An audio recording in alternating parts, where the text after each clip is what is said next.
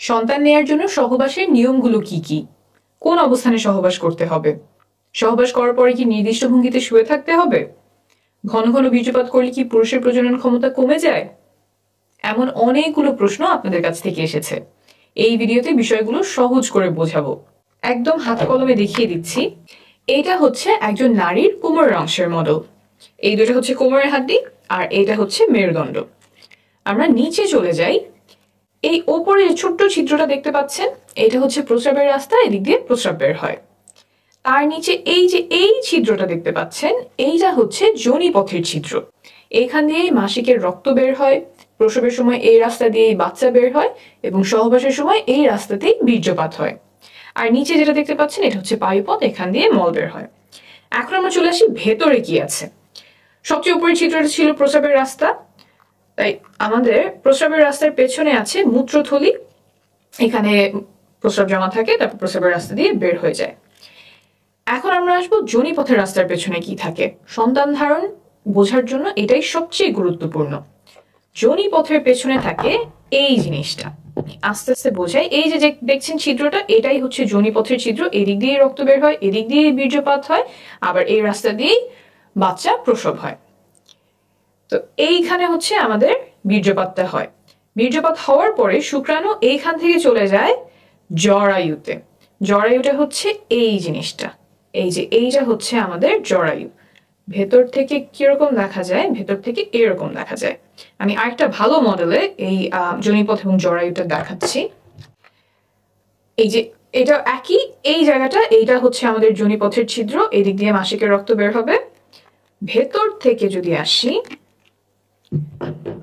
তাহলে এই যে এইখানে আমার যোনিপথের ছিদ্র, এইটা হচ্ছে যোনিপথ, আর এই যে এইটা হচ্ছে আমাদের জরায়ু।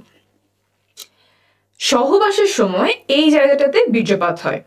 এইখান থেকে শুক্রাণু জরায়ুর মুখ এই পর্যন্ত পৌঁছাতে লাগে মাত্র কয়েক সেকেন্ড। এখন অনেকে আমাকে প্রশ্ন করেন যে সহবাসের পরে কতক্ষণ চিত হয়ে শুয়ে থাকতে হবে, পা উঁচু করে কতক্ষণ রাখতে হবে, কোমরের নিচে কয়টা বালিশ দিতে হবে, বা শুনেছি অমুক অবস্থানে সহবাস করতে হবে কিন্তু ওই অবস্থানটা আমার কষ্টদায়ক হয়।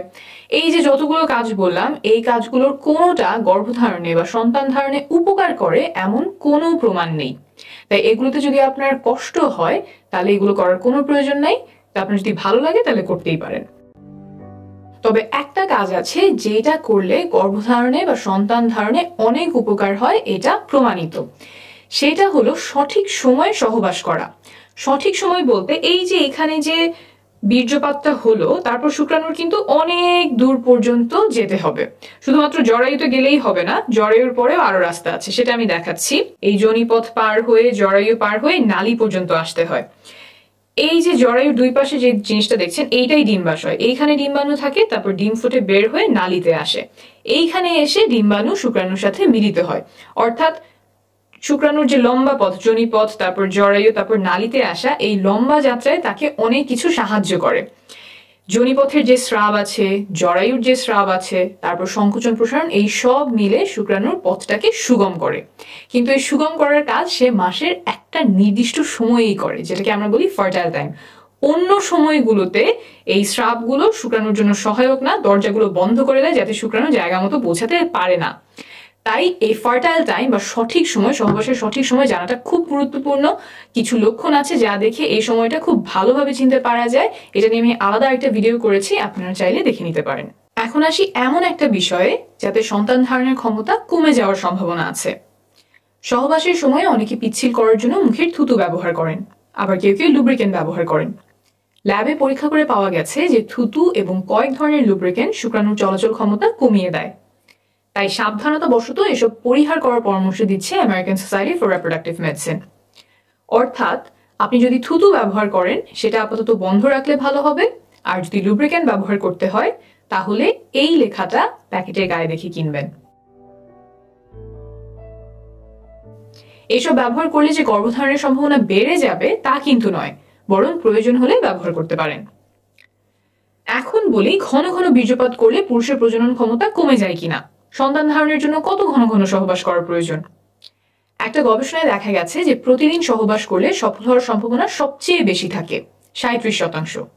একদিন পর পর সহবাস করলেও সফলতার সম্ভাবনা কাছাকাছি থাকে 33%। কিন্তু যদি সপ্তাহে একবার সহবাস করা হয় তখন সম্ভাবনা নেমে আসে মাত্র 15%। অর্থাৎ ঘন ঘন সহবাসে সফলতার সম্ভাবনা বাড়ে। প্রতিদিন বা একদিন পর পর চেষ্টা করলে সর্বোচ্চ সম্ভাবনা থাকে। অনেকের একটা ভুল ধারণা আছে যে ঘন ঘন বীর্যপাত করলে পুরুষের প্রজনন ক্ষমতা কমে যায়। অনেকদিন পর পর বীর্যপাত করলে বীর্য ঘন মনে হয়, সেখান থেকে এই ধারণা তৈরি হতে পারে।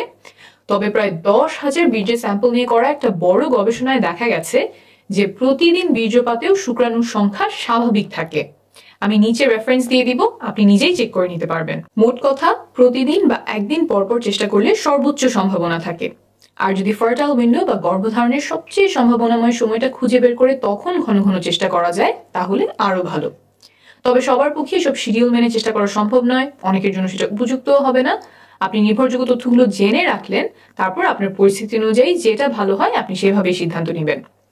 আপনি যখন বাচ্চা নেওয়ার চেষ্টা করছেন তখন মা ও শিশু সুস্বাস্থ্যের জন্য কিছু নিয়ম মানা আবশ্যক, যেমন ফলিক অ্যাসিড খাওয়া, যাতে করে বাচ্চার ব্রেইন আর মেরুদণ্ডে জন্মগত ত্রুটি হওয়ার ঝুঁকি কমে যায়। এসব আমি আরেকটা ভিডিওতে সহজে বুঝিয়েছি, প্রয়োজন হলে সেই ভিডিওটি দেখে নেবেন। ভালো থাকবেন, সুস্থ থাকবেন।